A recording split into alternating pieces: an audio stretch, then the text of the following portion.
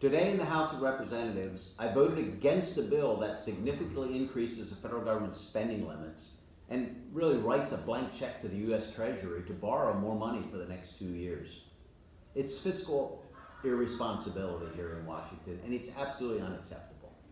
This bill, called the Bipartisan Budget Act of 2019, it's fairly straightforward. It increases the federal government's spending limits by $322 billion, with, by the way, only minimal offsetting spending cuts.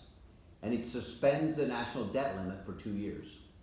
But it doesn't require a complicated bill to do some real harm to our nation's financial well-being and to the well-being of American taxpayers for generations to come. So to put it in perspective, our nation is already more than $22 trillion in debt. That means federal spending every year typically outpaces revenue, and that's true today despite record levels of tax collection. Congress today decided to borrow more money to pay off debt. It doesn't make much sense. No family or business would operate that way, and the federal government certainly shouldn't either.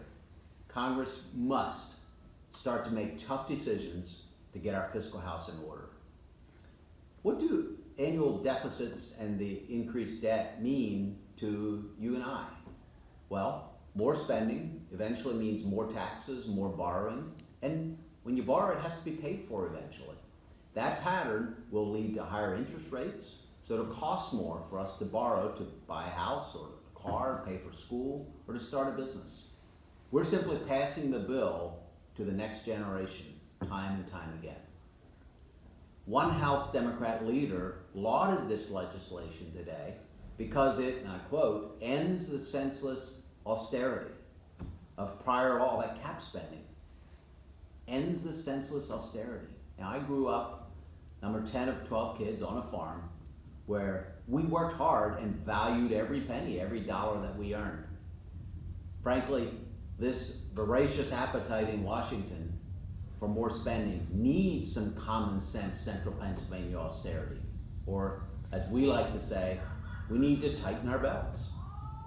Over the last 2.5 years, I've spoken at length about how the federal budget process is broken. I've worked with my colleagues to fix it by introducing bills that would prevent shutdowns, also that would put stakeholders in a room to address the mess, to fix the broken process. I've also supported other important measures like a balanced budget amendment requirement and budget resolutions that balance in 10 years or less. Getting our fiscal house in order here in Washington requires some tough decisions.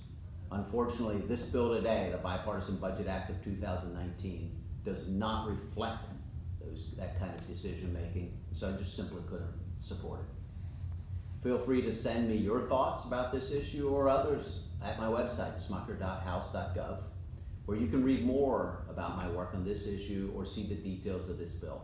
Thanks for spending some time with me.